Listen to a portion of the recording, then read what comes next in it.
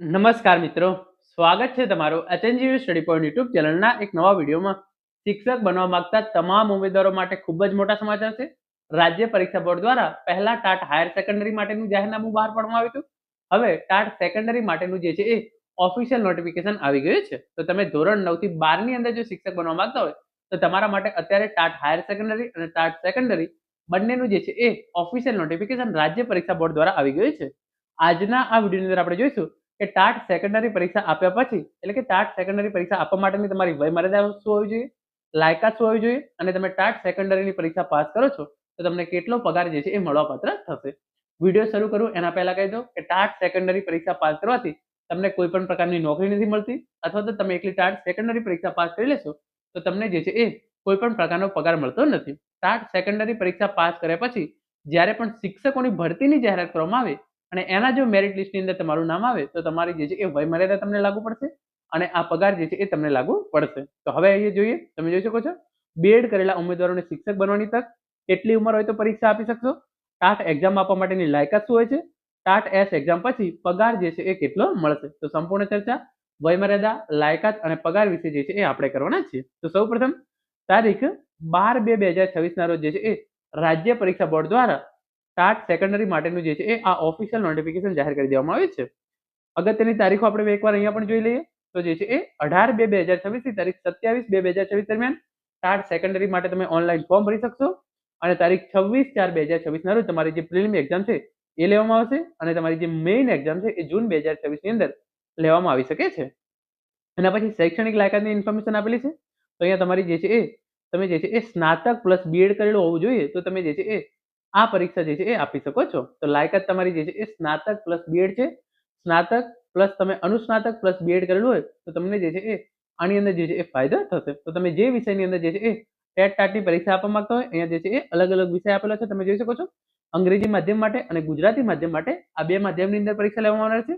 તમે જે વિષયની પણ જે વિષય સાથે જે છે એ ટાટ સેકન્ડરીની પરીક્ષા આપવા માંગતા હોય એની અંદર તમે જે છે એ સ્નાતક, અનુસ્નાતક પ્લસ બીએડની ડિગ્રી જે છે એ મેળવેલી હોય તો તમે જે છે એ ફોર્મ ભરી શકો છો. એના પછી આગળ તમે જોઈ શકો છો ઇન્ફોર્મેશન આપવામાં આવી છે. જે એસસી, એસટી, એસસીબીસી, ઈડબ્લ્યુએસ અને દિવ્યાંગ કેટેગરીના ઉમેદવારો છે એમણે ₹400 અને જનરલ કેટેગરીના ઉમેદવારોએ ₹500 જે છે એ ફી ભરવાની રહેશે.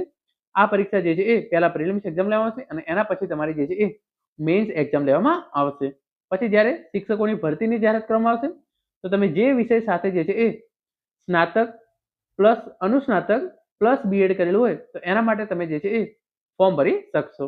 સ્નાતક પ્લસ અનુસ્નાતક પ્લસ બીએડ તમે જે પણ વિષયની અંદર કરેલું હોય એ વિષય સાથે તમે જે છે એ આની લાયકાત રાખવામાં આવેલી છે. તમે સ્નાતક પ્લસ બીએડ કરેલું હશે તો પણ તમે જે છે એ ટાટ સેકન્ડરી એક્ઝામ માટે જે છે એ ફોર્મ ભરી શકો છો.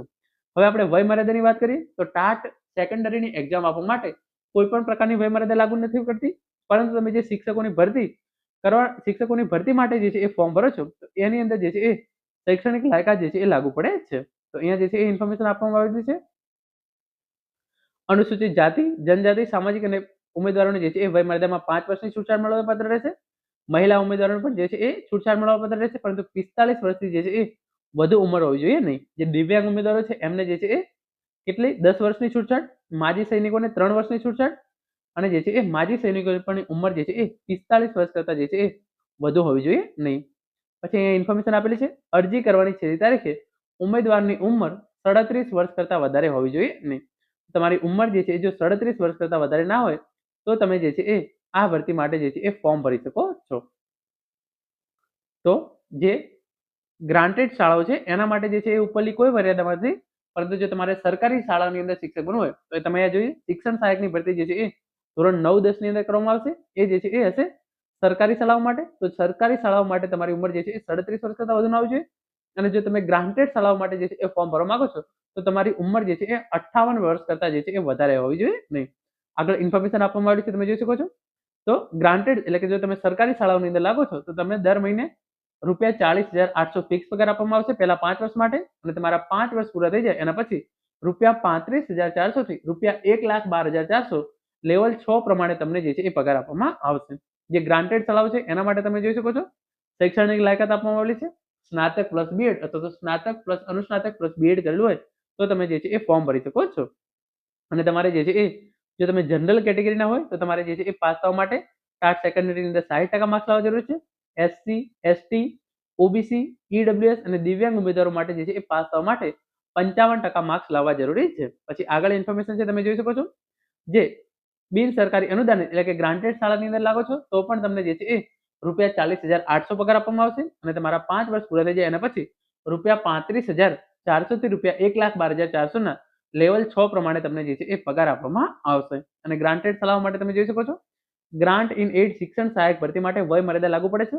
તો ગ્રાન્ટ ઇન એડ શિક્ષણ સહાયક ભરતી માટે વય મર્યાદા લાગુ પડતી નથી, પરંતુ ઉમેદવારની વય નિમણૂક વખતે 58 વર્ષ કરતાં વધારે હોવી જોઈએ નહીં.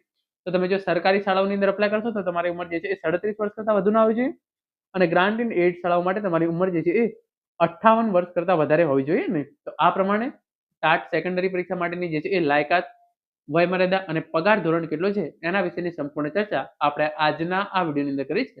આશા રાખું છું આજનો આ વિડીયો જે છે તમને ચોક્કસથી ઉપયોગી થશે. Thank you so much for watching.